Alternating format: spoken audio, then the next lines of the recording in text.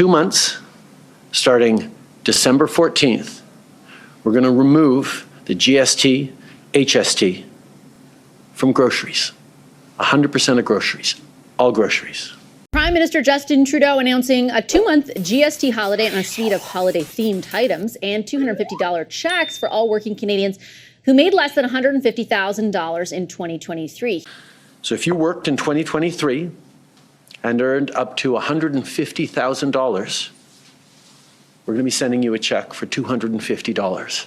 He will, however, need opposition support to pass the plan. Will he get it? With us now to talk about that, Conservative ethics critic Michael Barrett and NDP Deputy Finance critic Taylor Bachrach. Hi to both of you. Thank you very much for making the time. Mr. Barrett, the first question is a simple one. Will your party support it? Well, we haven't seen the legislation yet. We had an announcement by the Prime Minister today. Those measures appear to be a temporary tax trick.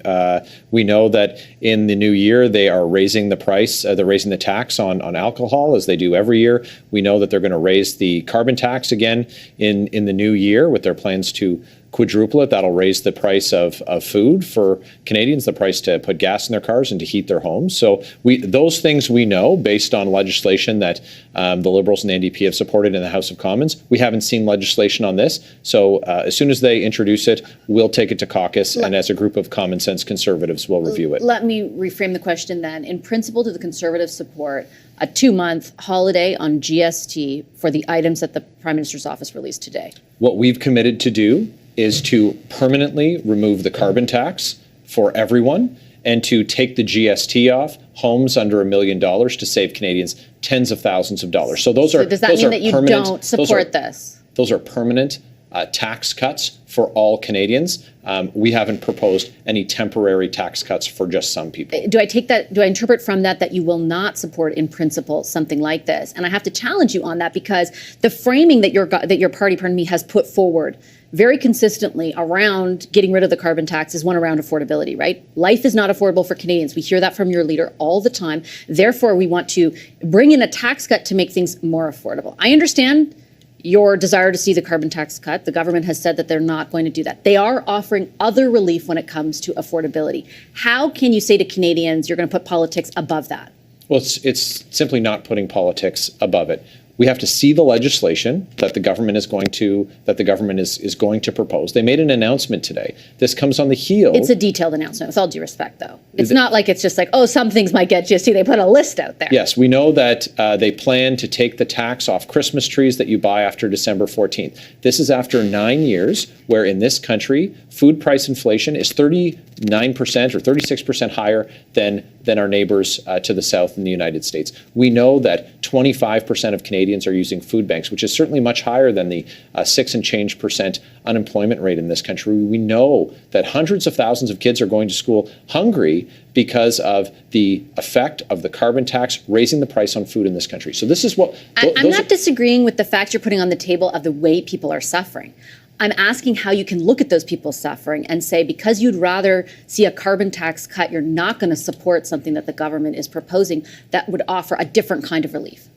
We can offer permanent relief today to Canadians by taking the carbon tax off absolutely everything.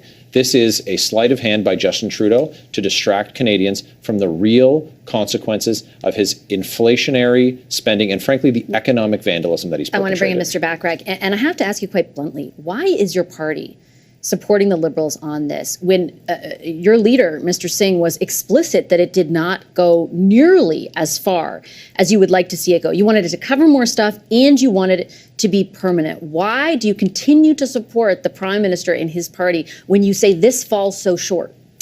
Well, thanks, Vashi. First of all, we are hearing from Canadians, there's a broad swath of the Canadian public that's struggling to make ends meet. And last week we were up demanding that the government take the GST off a whole host of essentials, including home heating, kids' clothes, phone and internet bills.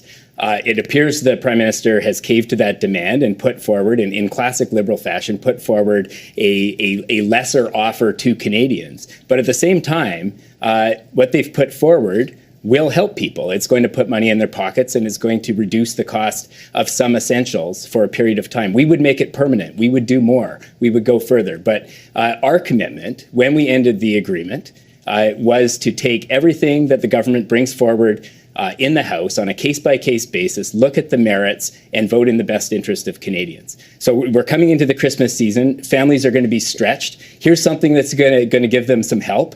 I think it would be irresponsible not to support that and get them the help that they need. But aren't you just also sending the message to Canadians that if the Liberals do a tiny bit of what the NDP likes, then you're willing to keep them in power? And isn't that a difficult message for Canadians to reconcile with? This isn't about sending messages. It's not about the kind of political games that Michael was talking about.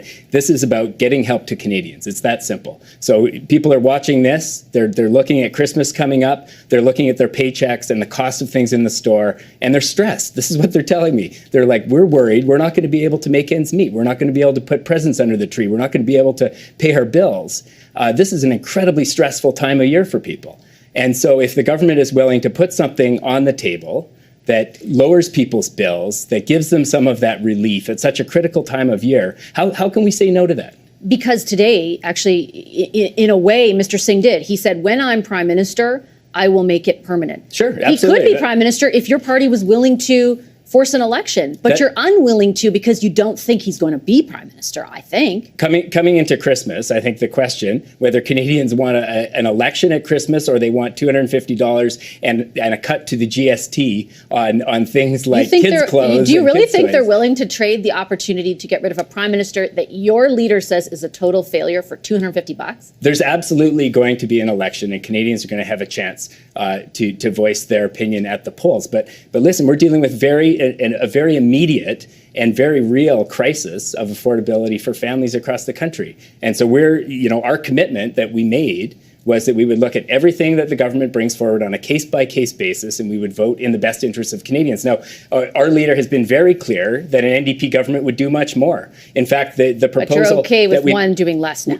The demands that we put forward last week and continued this week went further. This is a permanent cut to the GST on essentials. The GST was never meant to be charged on essentials in the first place. So the fact that there are still kids' clothes and food products that are having GST charged on them, I think doesn't make sense to a lot of people. So we're going to make it permanent. We're going to do everything we can to get people help in the short term. I've got a very brief sort of concluding question for both of you, and I'm not going to get down in the weeds when it comes to procedure, but our viewers now, we did a debate last night with MPs, they're familiar that the House is kind of in this state of paralysis, which means that legislation can't be introduced in the regular way. Are the Conservatives willing to allow for the possibility of this legislation being introduced? I know you're saying you're waiting until you see it to decide on it. Are you willing to do, I don't know what the rule ends up being, but what is necessary in order for that legislation to be tabled, or do you plan to block it from happening? The House of Commons is paralyzed by the failure of the Liberals to do what they were legally ordered to do, and that's turn over documents to the law clerk to go to the RCMP in a matter that deals with a $400 million scandal. So the government can end that today. So it's the government. It's Justin Trudeau's believe Liberals. me, I asked Mark Gerritsen about that for 10 minutes last night. I'm trying to figure out for Canadians who might be watching tonight thinking, am I going to get this check? Am I going to get this break over Christmas? If the Conservatives will stand in the way, if there is a mechanism for you to do so, or whether you would allow that to happen. The government is going to, the Liberals are going to need to look to see if the coalition agreement with the NDP is getting scotch taped back together, then they can continue to do what they have been doing and creating the conditions that have caused us to have this cost of living crisis that Canadians are facing. But in the meantime, Conservatives are determined that the House of Commons must resolve this issue, and it can only be resolved, in our view, by the government turning over the documents. And that's why I asked those RCMP. questions, but I have to point out that that's not an answer about what the Conservatives would do. Final question to you from Mr. Bachrach. The NDP today said this kind of hard thing to understand, like, we're not going to support the forcing of closure to end that part of the debate, but we will introduce a motion that allows for this to all happen in one day. Do you have any sort of expert opinion that that's actually going to work, like that is possible and going to work? Sure. we're told that it's possible. That's what we're going to try to do. We very much want to get to the bottom of the question Michael was referring to when it comes to the SDTC documents. We're not going to let the Liberal government off the hook when it comes to their scandals. At the same time, we have a responsibility to get this thing done before Christmas. And we're going to use House procedure. We're going to do everything that we can to temporarily pause the filibuster and the ongoing obstruction of the House related to the documents in order to get this done in one day so that Canadians can get financial relief in the lead up to Christmas. And then we're going to go back to compelling the Liberals to produce the documents. If you can't, though, are you willing to join forces with the Liberals to force closure? You seem to be willing to join forces. At this point, we're going to do everything we can to use procedure to create a temporary pause and enough space for us to get the legislation passed so that Canadians can have financial relief in the lead up to Christmas. I think that's our responsibility. We're going to do our best. Okay. Both of you didn't really specifically answer the last question, but I will leave it on that note. I appreciate you making the time for the discussion. Thank you to Michael Barrett and Taylor Bachrach.